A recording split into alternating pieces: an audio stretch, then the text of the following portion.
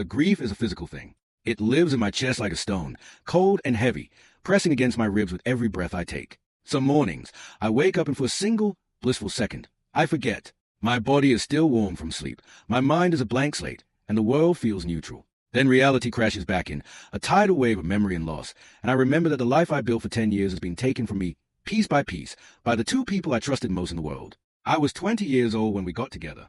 Just a kid, really, with nothing but hope and a fierce, naive belief that love was enough. She was my first real love, my partner, the mother of my 3 beautiful children. We never got married, but in my heart, we were more bound than any piece of paper could ever make us. We built a life together from nothing. There were years of struggle, of tight budgets and sleepless nights with crying babies, of arguments and reconciliations, and the slow, patient work of creating a family. It wasn't always easy. Life was often hard, but we made it work. We were a team, or so I thought.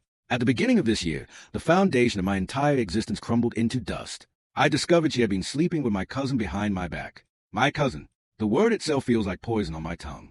Not a stranger, not someone from her past, but family. Someone who sat at my dinner table, who held my children, who looked me in the eye and smiled while betraying me in the most profound way imaginable. When I found out, I expected shock, remorse, a desperate plea for forgiveness.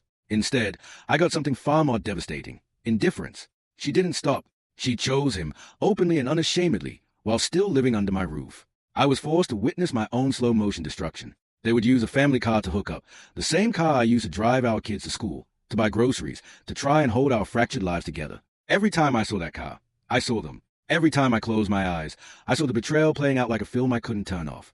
Eventually, they ran off together and got married. Just like that. 10 years of my life, 3 children, countless sacrifices, and she traded it all in for a quick wedding and a fresh start with my own flesh and blood. She moved back in with her mom, leaving me in the hollow shell of the home we once shared. And I have been left here, drowning in the wreckage, trying to figure out how to breathe when the air itself feels poisoned. The problem is that I can't seem to move forward.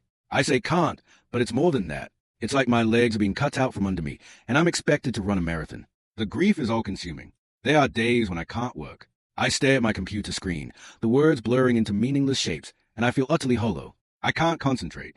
I can't care. The project that once gave me purpose now feel like pointless distractions from the crushing reality of my life. Being around my children is the hardest part. My oldest is 9, and she has a mother's eyes. Looking at her is like looking at a ghost. My middle child, 6 years old, asks questions I don't know how to answer. When is mommy coming home? She'll ask, and I have to swallow the lump in my throat and find words that won't shatter her world any more than it already has been. And my youngest, just 2 years old, is too small to understand why his family is broken, why he gets shuffled between houses, why his parents can't even be in the same room together. Everything about them reminds me of what I lost. Their laughter, their cries, their innocent questions about a future I can no longer give them. I love them more than anything in this world, and yet being with them is excruciating. It feels like I'm drowning in my own reflection. It's been months now. The calendar keeps moving forward, indifferent to my suffering. Spring came and went. Summer is here. The world continues to spin. People continue to live their lives, and I'm stuck in this perpetual winter of the soul. Every morning feels like a battle. Waking up is hard. The moment consciousness returns, the weight settles back onto my chest, and I have to convince myself, minute by minute, to get out of bed. Getting through the day is a marathon of small victories and crushing defeats. I'll have a good hour, maybe 2, where I feel almost normal. Then a memory will hit me out of nowhere. A song, a smell, a familiar turn of phrase, and I'm right back in the abyss. Everything feels hard. Everything feels pointless. I don't really have much of a support system.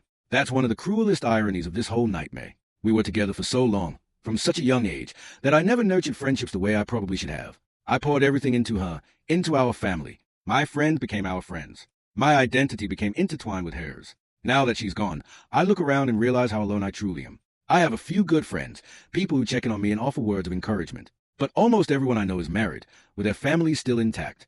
Being around them is a special kind of torture. They have what I lost. They sit across from me at dinner tables, holding hands with their partners, complaining about the small annoyances of married life, and I have to smile and nod while inside I'm screaming. I feel like a ghost at a feast, watching everyone else enjoy a meal I can no longer taste. Now it's just me. Me and this relentless, suffocating grief. It's the worst feeling I've ever experienced, and I've been through some dark times. The death of a parent. Financial ruin. None of it compares to this.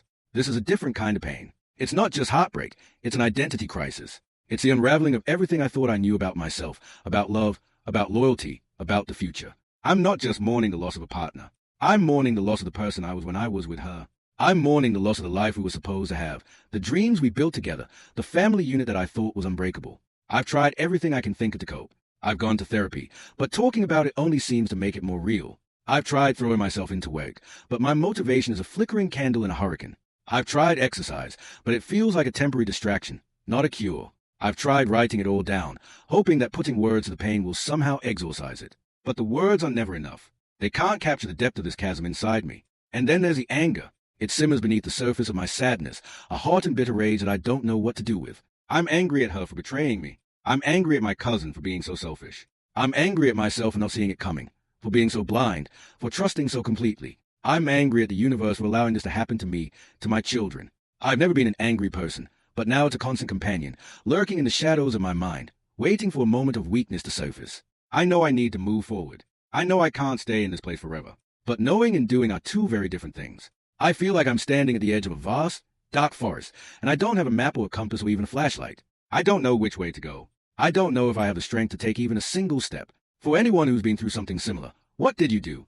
How did you survive it? Because right now, I feel completely lost. I feel like I'm wandering through a fog, calling out for help, and all I hear is the echo of my own voice. I need to know that there's a way out of this.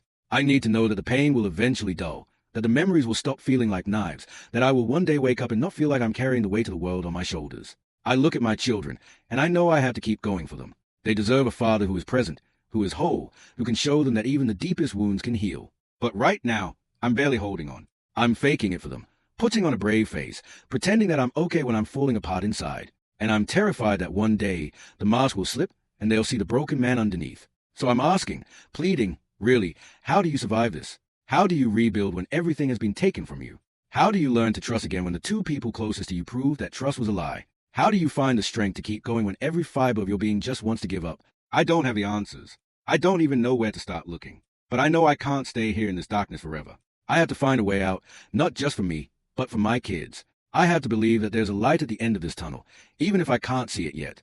I have to hold on to the hope that one day, this pain will become a scar instead of an open wound. I just don't know how to get there. And that's the most terrifying part of all.